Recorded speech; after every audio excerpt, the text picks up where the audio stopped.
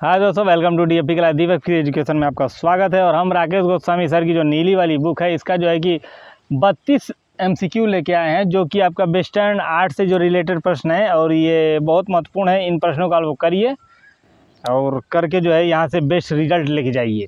तो हम स्टार्ट करते हैं दोस्तों। पहला प्रश्न, मिस्र की लिपि को कहा जाता है। पहला प्रश्न हमारा क्या कहता है कि मिस्र की लिपि को कहा जाता है। पहला प्रश्न, मिस्र की लिपि को कहा जाता है। ऑप्शन देखने का प्रयास करते हैं, पवित्राक्षर या सुलेखन या कीलाक्षर या इनमें से कोई नहीं। इन चार ऑप्शनों में कौन सा जो है जवाब सही हो जाएगा, ये आप लोग जो है देने का प्रयास कीजिए। प्रश्न पहला है, मिस्र की लिपि को कहा जाता है। तो मिस्र की लिपि को क्या कहा जाता है? तो पवित्र अक्षर के नाम से जो है इसको जाना जाता है। पहला ऑप्शन बिल्कुल सही हो जाएगा। को आप लोग जवाब दीजिए, पहला जवाब बिल्कुल सही हो जाएगा। नेक्स्ट जो है दूसरा प्रश्न जो है देखने का प्रयास करते हैं, तूतनखामेन की समाधि कहाँ है? जो तूतनखामेन की जो समाधि रही है वो कहाँ है? ऑप्शन देखते हैं, जापान है या फिर भारत है या फिर यूनान है या फिर मिस्र है। चार ऑप्शन आप लोग के सामने है, सही जवाब जो है देने का प्रयास कीजिए। तो तूतनखामेन की जो समाधि है वो कहाँ पे है? तो मुख्यतः हम लोग जो है देखते हैं, इसका सही जो जवाब हो जाएगा वो आपका हो जाएगा मिस्र, यानी मिस्र, यानी चौथा जवाब जो है बिल्कुल सही हो जाएगा। इसको आप लोग जो है जवाब दीजिए, चौथा। तूतनखामेन की जो समाधि रही है वो आपका मिस्र में है। और वेस्टर्न आर्ट के जितने भी प्रश्न हैं वो सभी महत्वपूर्ण हैं, क्योंकि यहाँ से कम क्वेश्चन पूछे जाते हैं, लेकिन जब तक इसका कंसेप्ट क्लियर नहीं होगा तब तक जो है आप जो है इसको समझ नहीं सकते हैं। राकेश गोस्वामी सर की जो नीली वाली बुक है उसको कंप्लीट पढ़ाया गया है हमारे प्लेलिस्ट में, जो है कि देखिए और उसको जो है आप लोग जो है सीखने का प्रयास करिए। नेक्स्ट तीसरा प्रश्न जो है देखने का प्रयास करते हैं, मिस्र के प्राचीनतम चित्र किस नदी के किनारे प्राप्त हुए? जो मिस्र की जो प्राचीनतम जो चित्र मिले हैं वो किस नदी के किनारे पे से जो है कि प्राप्त किए गए हैं? ऑप्शन जो है देखने का प्रयास करते हैं, सिंधु नदी है, दूसरा नील नदी है, या फिर पीत नदी है, या फिर इनमें से कोई नहीं। चार ऑप्शन आप लोग के सामने है, सही जवाब देने का प्रयास कीजिए। तीसरा प्रश्न है, जवाब दीजिए दोस्तों। तो इसका जो सही जवाब हो जाएगा वो नील नदी हो जाएगा दोस्तों, यानी जो ख वाला ऑप्शन होगा, दूसरा ऑप्शन होगा वो बिल्कुल सही होगा। तीसरे का दूसरा बिल्कुल सही जवाब हो जाएगा। अगला जो है देखने का प्रयास करते हैं, चौथा नंबर प्रश्न क्या कहता है?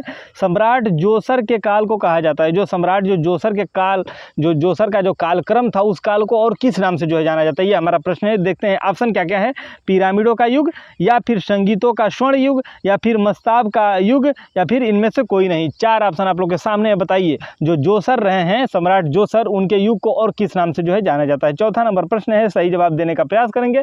और सही जवाब क्या हो जाएगा, जवाब दीजिए आप लोग। पिरामिडों का युग जो है दोस्तों, ये बिल्कुल सही जवाब हो जाएगा। आप लोग जो है चौथा का जो पहला ऑप्शन जो है ट्रिक करिएगा, चौथा का जो पहला ऑप्शन बिल्कुल सही हो जाएगा, ये आप लोग सेलेक्ट करिएगा, पिरामिडों का युग। इसको याद रखिएगा, इस तरीके के प्रश्न आपको जो है देखने को मिलेंगे टीजीटी पीजीटी में। अगला जो है देखते हैं, सबसे बड़ा पिरामिड है। ये भी अच्छा प्रश्न है और ये भी प्रश्न रिपीटेड है, 3-4 बार टीजीटी पीजीटी में आ चुका है ये प्रश्न। देखने का प्रयास कीजिए, जो सबसे बड़ा जो है कि पिरामिड है वो किसको कहते हैं? ऑप्शन देख लेते हैं, खुफरे का पिरामिड, या खुफू का, या फिर मैकुरे का, या फिर इनमें से कोई नहीं। बताइए इसमें से जो है कौन सा जवाब सही हो जाएगा? पांचवा का जो सही जवाब हो जाएगा दोस्तों वो आपका हो जाएगा खुफू। जो खुफू वाला जो रहा है, दूसरा वाला ऑप्शन, ये सबसे बड़ा पिरामिड के नाम से जो है जाना जाता है। दूसरा ऑप्शन बिल्कुल सही हो जाएगा, पांचवा का दूसरा जवाब बिल्कुल सही हो जाएगा दोस्तों। अगला जो है देखते हैं, छठा नंबर प्रश्न हमारा क्या कहता है? अतेष्ट की कला कहा जाता है। अतेष्ट की जो कला है, अतेष्ट की कला कहा जाता है। जवाब दीजिए आप लोग। ऑप्शन देख लेते हैं, मिस्र की, या फिर चीन की, या फिर यूनान की, या फिर जापान की। बताइए, जवाब दीजिए। छठवां नंबर प्रश्न है, सही जवाब क्या हो जाएगा? तो छठवां का जो सही जवाब हो जाएगा वो मिस्र हो जाएगा, बिल्कुल सही जवाब है। को ऑप्शन आप लोग का सही हो जाएगा, यही सही जवाब होगा दोस्तों। और इस तरीके का प्रश्न आपको जो है टीजीटी पीजीटी में जो है देखने को बिल्कुल मिलेंगे। अगला जो है देखते हैं प्रश्न हमारा 7वां नंबर, और 7वां नंबर प्रश्न क्या कह रहा है, देखिए, रिफिक्सन नरसिंह की मूर्ति कहाँ से प्राप्त हुई है, या कहाँ पर निर्मित हुई है?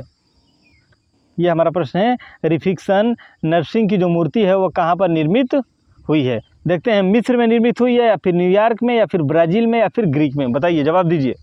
7वां नंबर प्रश्न है, सही जवाब आपके सामने है। इसमें से जो है सेलेक्ट करिए कौन सा आंसर जो है सही हो जाएगा। 7वां का जो सही जवाब हो जाएगा दोस्तों वो मिस्र हो जाएगा, बिल्कुल मिस्र वाला जो है बिल्कुल सही जवाब हो जाएगा। और तूतनखामेन का जो मकबरा रहा है वो कहाँ रहा है, यानी जो उनकी मकबरा तो नहीं बोल सकते हैं, मकबरा जो है मुस्लिमों में होता है, उनकी जो शव को रखा गया है ताबूत में बंद करके, वो किस स्थान पर रखा गया है, ये आप लोग कमेंट करके बताइए। नेक्स्ट अगला जो है प्रश्न भी देखते हैं हम लोग। कमेंट करके बताइए। तो उनका जो मृत्यु का जो ताबूत रखा गया है, मरने के बाद जो ताबूत में बंद करके रखा जाता है, वो किस स्थान पे है? तूतनखामेन। देखते हैं अगला प्रश्न हमारा, नेफरतिति की मूर्ति कहाँ से संबंधित है? जो नेफरतिति रही है, महारानी नेफरतिति की जो मूर्ति है का संबंध रहा है सुमात्रा से, जावा से, मिस्र से या रूस से? बताइए आप लोग, नेफरतिति की मूर्ति कहाँ से संबंधित रही है या कहाँ से जो है कि रिलेट किया गया है, जोड़ा गया है? बताइए। 8वां नंबर प्रश्न है, सही जवाब क्या हो जाएगा दोस्तों? तो मिस्र से जो है इनको जो है जोड़ा गया है। नेफरतिति का संबंध कहाँ से रहा है? तो मिस्र से रहा है। 8वां का आपका जो है तीसरा आंसर जो है सही हो जाएगा, तीसरा जवाब बिल्कुल सही हो जाएगा, मिस्र वाला ऑप्शन। 9वां नंबर प्रश्न जो है देखते हैं, मिस्र की लिपि को समझने के लिए किस यंत्र की सहायता ली जाती है? ये भी अच्छा प्रश्न है। कह रहे जो मिस्र की जो लिपि लिखी गई है, जो भाषा लिखी गई है, जिसका जो है चित्रांकन कीलाक्षर में जो है इसको बताया गया है कि जो मिस्र की लिपि है वो कीलाक्षरी रही है, तो उस तरीके से वो किस भाषा का जो है कि उसमें जो यंत्र प्रयोग किया गया है वो क्या है? वो यंत्र जो है वो की सहायता से मतलब जो है देखा जाता है, यंत्रों की सहायता से बहुत सारी जो लिपियां हैं उनको पढ़ने का प्रयास किया जाता है। तो कह रहा है कि मिस्र की लिपि को समझने के लिए किस यंत्र की सहायता ली गई है? ये मुख्यतः प्रश्न है, किस यंत्र का उपयोग करके मिस्र की लिपि को समझा गया है? ऑप्शन देखते हैं, पवित्राक्षर, रोजेता शिला, भावाक्षर या इनमें से कोई नहीं? बताइए, जवाब दीजिए। 9वां नंबर प्रश्न है, सही जवाब की तरफ जाते हैं और सही जवाब हो जाएगा रोजेता शिला वाला ऑप्शन जो है बिल्कुल सही हो जाएगा। ख जवाब वाला सेलेक्ट करिए, रोजेता शिला जो है वो बिल्कुल सही जवाब हो जाएगा दोस्तों। अगला प्रश्न जो है देखते हैं, 10वां नंबर प्रश्न हमारा क्या कहता है? मिस्र के शासकों को कहा जाता है? बताइए अब क्या कहा जाता है? मिस्र के जो शासक रहे हैं उनको क्या कहा जाता है? ऑप्शन देख लीजिए, नृप है, फराउन है, राजन है या फिर राजा है? बताइए, मिस्र के जो शासक रहे हैं उनको क्या कहा जाता है? 10वां नंबर प्रश्न है, सही जवाब क्या हो जाएगा? फराउन के नाम से जो है इनको शासकों को जो है जाना जाता है। ख ऑप्शन आप लोग का बिल्कुल सही हो जाएगा, ख सेलेक्ट करिएगा, ख जवाब बिल्कुल सही हो जाएगा। अगला जो है देखते हैं 11 नंबर प्रश्न, मिस्र के पुरुषों एवं महिलाओं के लिए किस रंग का उपयोग किया गया है? सही जवाब दीजिए। जो मिस्र के जो पुरुष रहे हैं और महिलाएं रही हैं उनके लिए किस रंग का उपयोग जो है किया गया, ये प्रश्न है और ये प्रश्न बहुत महत्वपूर्ण है। इस तरीके के प्रश्न आपको जो है बिल्कुल देखने को मिलेंगे। टीजीटी में आपका वेस्टर्न आर्ट से 3 से 4 क्वेश्चन बिल्कुल बनेंगे। अब कौन से क्वेश्चन बन जाए, या तो फिर यही बन जाए या फिर आपका अगर पीजीटी में 8 क्वेश्चन या 7 क्वेश्चन बनते हैं कंटिन्यू, नेट में तो 12 से 15 क्वेश्चन जो है यहाँ से देखने को मिलते हैं आपके। देखिएगा ऑप्शन क्या क्या है, नीला पीला है, लाल पीला है, हरा लाल है या नीला हरा है? जवाब दीजिए, चारों में से कौन सा ऑप्शन जो है सही हो जाएगा? 11 नंबर का प्रश्न है दोस्तों। 11 का जो सही जवाब हो जाएगा वो आपका लाल पीला वाला बिल्कुल सही जवाब हो जाएगा। इसको आप लोग सेलेक्ट करिएगा, ख ऑप्शन बिल्कुल सही, 11 का ख नंबर बिल्कुल सही होगा। नेक्स्ट जो है अगला प्रश्न जो है देखने का प्रयास करते हैं, 12 नंबर प्रश्न क्या कहता है? 12वां प्रश्न जो है बहुत महत्वपूर्ण है ये भी, क्योंकि ये महारानी नेफरतिति से जो है डायरेक्ट प्रश्न जो है 2-3 प्रश्न यहीं से बन जाते हैं और 7वां जो अजूबा है वो वहीं से लिया गया है, ये भी आप लोग जो है देख लीजिएगा। महारानी नेफरतिति का जो संबंध रहा है वो किस काल से रहा है? बताइए, महारानी नेफरतिति का संबंध किस काल से रहा है? ऑप्शन देख लीजिए, ओल्ड किंगडम, न्यू किंगडम या फिर अंधकार युग या फिर इनमें से कोई नहीं? बताइए, जवाब दीजिए। 12 नंबर प्रश्न है दोस्तों, सही जवाब की तरफ दौड़ेंगे और सही जवाब हो जाएगा, कभी भी महारानी नेफरतिति का संबंध अगर बताया जाए या किस काल से रहा है और अगर न्यू किंगडम ऑप्शन दिया हो तो बिना सोचे समझे आप लोग न्यू किंगडम को सेलेक्ट करिएगा और यही बिल्कुल सही जवाब हो जाएगा ख का। न्यू किंगडम, नया किंगडम, न्यू किंगडम के नाम से जो है कि जाना जाता है और ये महारानी नेफरतिति का काल रहा है। अगला जो है देखने का प्रयास करते हैं, 13 नंबर प्रश्न क्या कहता है? बस्ट ऑफ नेफरतिति कहाँ सुरक्षित है?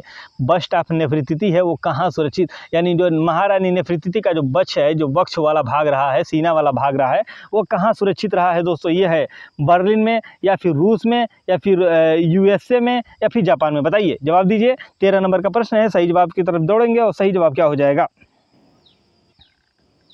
तो सही जवाब दोस्तों इसका हो जाएगा बर्लिन में। जो नेफरतिति या बस्ट है वो कहाँ सुरक्षित है? तो बर्लिन में सुरक्षित है, देख लीजिएगा, यही सही जवाब होगा, क ऑप्शन आप लोग का सही हो जाएगा। 14 नंबर प्रश्न जो है देखते हैं, 14 नंबर प्रश्न क्या कहता है? अमरत्व की कला किस देश की कला को कहा जाता है? ये भी अच्छा प्रश्न है।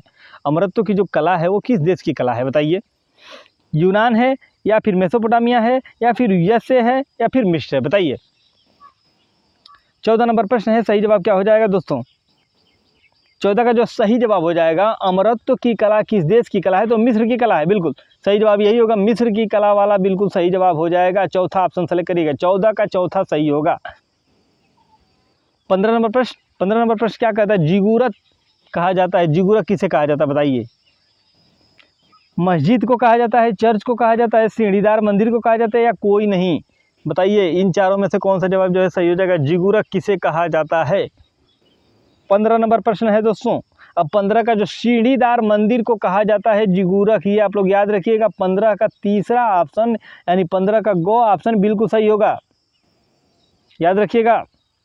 16 नंबर देखते हैं, बेबीलोन के झूलते हुए बाग। देखिए ये अजूबा में आता है, बेबीलोन के झूलते हुए बाग का निर्माण किस शासक ने करवाया था। बहुत अच्छा प्रश्न है। इस तरीके के प्रश्न आपके पिछले जो भी पेपर रहे हैं यहाँ देखने को मिला है, और हमें उम्मीद है कि आगामी परीक्षाओं में भी ये प्रश्न जो है आपको जो है देखने को मिलेंगे। बेबीलोन के झूलते हुए बाग का निर्माण किस शासक ने करवाया था। देखिए तूतनखामेन ने, या फिर अखनाटेन ने, या फिर नेफरीतिति ने, या फिर नाबूखेदनेस्सर ने, बताइए। थोड़ा नाम इसका अजीब है, वेस्टर्न आर्ट से प्रश्न है और सभी प्रश्न महत्वपूर्ण है। 16 नंबर प्रश्न, इसमें जो नेबूखदनेस्सर वाला ऑप्शन होगा वो बिल्कुल सही हो जाएगा, यानी 16 नंबर का चौथा ऑप्शन आँख खोल के सुन लो, बिल्कुल सही होगा। और यहाँ से प्रश्न आपके जो है बनेंगे ही बनेंगे। वेस्टर्न आर्ट से प्रश्न, वेस्टर्न आर्ट आपके सिलेबस में नहीं है, फिर भी यहाँ से प्रश्न बनते हैं और मजबूरी है, पढ़ना भी जरूरी है। अगला जो है देखते हैं 17 नंबर प्रश्न जो है क्या कहता है दोस्तों। 17 नंबर जो प्रश्न है वो क्या कह रहा है, देखिए आप लोग। झूलते हुए बाग कहाँ पर स्थित है, बताइए। झूलते हुए जो बाग है वो कहाँ पर स्थित है। बेबीलोनिया में, रूस में, गीजा में, जापान में, बताइए जवाब दीजिए। झूलते हुए बाग जो है वो कहाँ पे स्थित है। 17 नंबर प्रश्न है। 17 का कौन सा जवाब सही हो जाएगा। बेबीलोन वाला ऑप्शन बिल्कुल सही हो जाएगा। झूलते हुए बाग जो है वो बेबीलोन से संबंधित है, को ऑप्शन आपका सही हो जाएगा। 17 का पहला ऑप्शन, 17 का पहला ऑप्शन सही हो जाएगा। 18 नंबर प्रश्न क्या कहता है, जिगूरत किसे कहा जाता है। दोबारा प्रश्न आया है और यहाँ जो है ऑप्शन बदल दिए गए हैं। जैसा प्रश्न है वैसा ऑप्शन मिलेगा। ऑप्शन को पढ़ करके जो है जवाब देने का प्रयास करिएगा, नहीं तो प्रश्न आपका गलती हो जाएगा। देखते हैं जिगूरत जो है किसे कहा जाता है। ऑप्शन क्या है, पर्यटन स्थल को, पूजा घर को, गीजा को, या जापान को। दो ऑप्शन बिल्कुल व्यर्थ हैं नीचे वाले, गीजा को और जापान को। जिगूरत का स्थान जो है मुख्यतः देखने को मिलेगा वो पूजा गृह से रहेगा। को ऑप्शन आप लोग का सही हो जाएगा। पूजा गृह वाली जो बात कही गई है वो बिल्कुल सही जवाब हो जाएगा। अगला जो है देखते हैं 19 नंबर प्रश्न। 19 नंबर प्रश्न क्या कहता है, देखिए दोस्तों, थोड़ा जूम आउट कम कर लेते हैं। 19 नंबर देखिएगा, प्रश्न बहुत इंपॉर्टेंट है ये भी, और यहाँ से प्रश्न आपके जो है बनेंगे।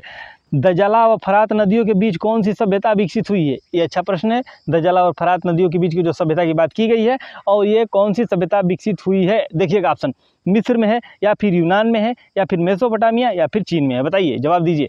दजला फरात नदी के बीच में जो सभ्यता विकसित हुई है, ये प्रश्न कम से कम 20 बार पूछा गया हो, और हमें लगता है कि 1999 में, 2005 में, 2007 में, इस तरीके से करके लगभग 7-8 बार तो ऐसे ही पूछा गया है। तो देखिएगा 19 नंबर प्रश्न है, सही जवाब की तरफ चलते हैं। सही जवाब क्या हो जाएगा 19 का।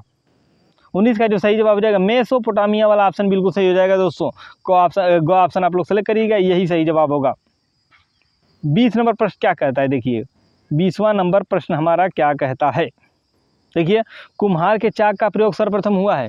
जो कुम्हार ने जो चाक का प्रयोग किया है वो सर्वप्रथम किया है कौन से काल में, कमेंट कर दीजिए। तो मैं पढ़ा चुका हूँ, और एक बार नहीं 3 बार पढ़ा चुका हूँ। सर्वप्रथम चाक का प्रयोग मानव ने कब किया था, कमेंट कीजिए आप लोग, कमेंट कीजिए आप लोग। सर्वप्रथम चाक का प्रयोग मानव ने कब किया था। और देखिएगा अब यहाँ देखते हैं कुम्हार के चाक का प्रयोग सर्वप्रथम हुआ है। ऑप्शन देखते हैं, चीन में, जावा में, सुमात्रा में, या मेसोपोटामिया में। जवाब दीजिए 20 नंबर का।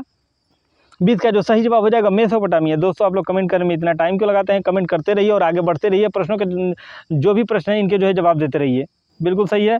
21 नंबर प्रश्न जो है देखते हैं, शीशे का सर्वप्रथम प्रयोग मिलता है, बताइए शीशे का प्रयोग जो है सर्वप्रथम कहाँ मिलता है, बताइए।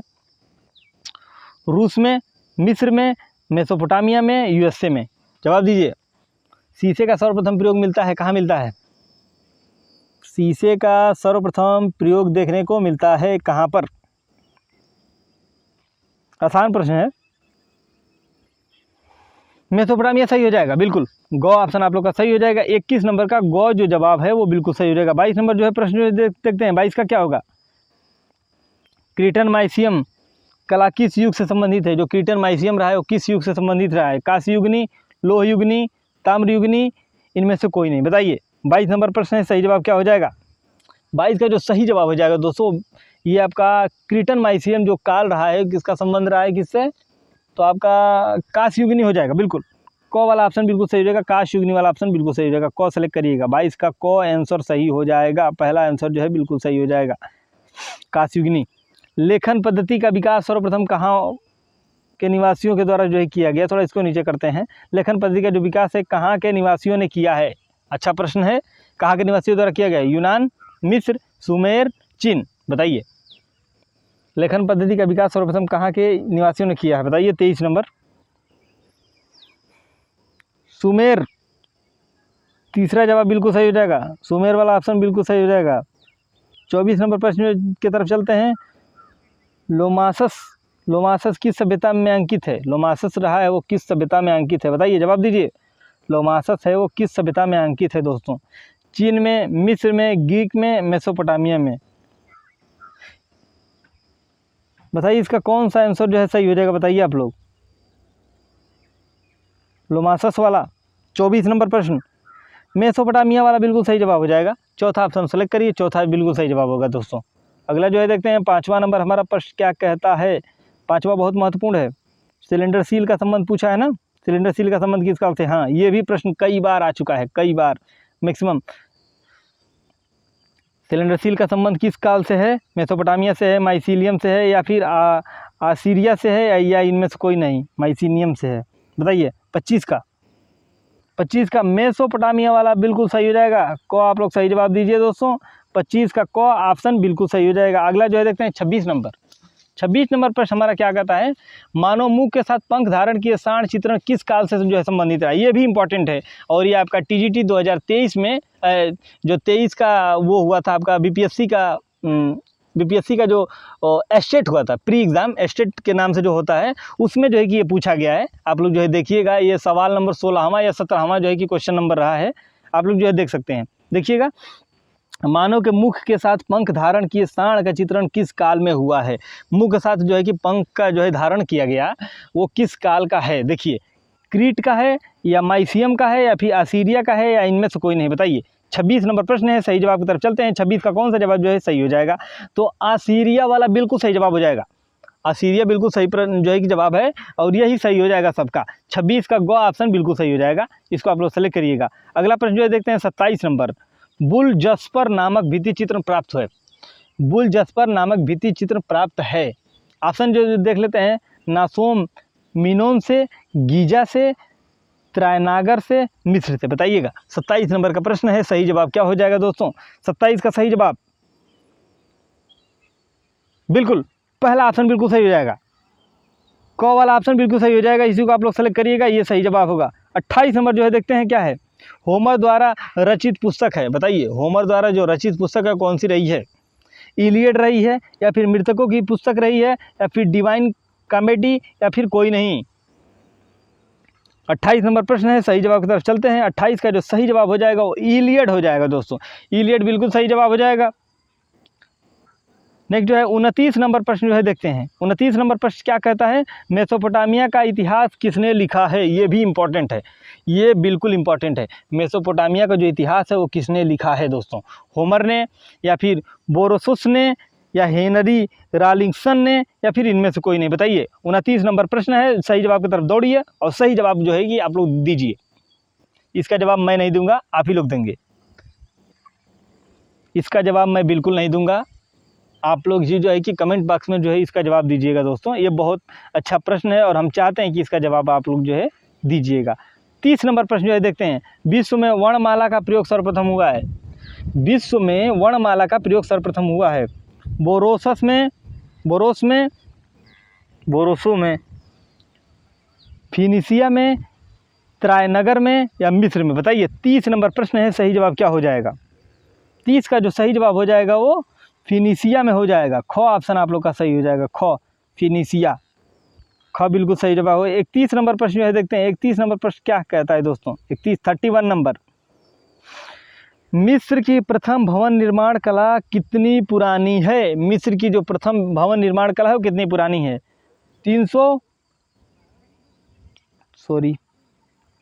मिस्र की जो प्रथम भवन निर्माण कला है वो कितनी पुरानी है, 3000 BC, 5000 BC, 1095 BC, 2500 BC। बताइए 31 नंबर प्रश्न है, सही जवाब क्या हो जाएगा? 31 नंबर का जो सही जवाब हो जाएगा वो आपका क हो जाएगा, यानी पहला ऑप्शन, यानी 3000 BC। ये आप लोग सही जवाब हो जाएगा।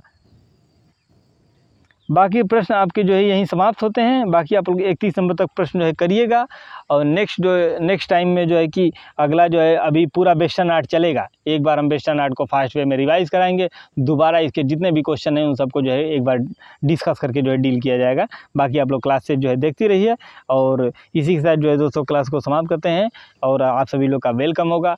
टेलीग्राम चैनल पे हर शाम 8:30 बजे MCQ कराए जाते हैं, वहाँ आप लोग आइए, अपने क्यूज़ के माध्यम से अपना जो है लेवल चेक करिए। इसी के साथ जो है दोस्तों क्लास को समाप्त करते हैं।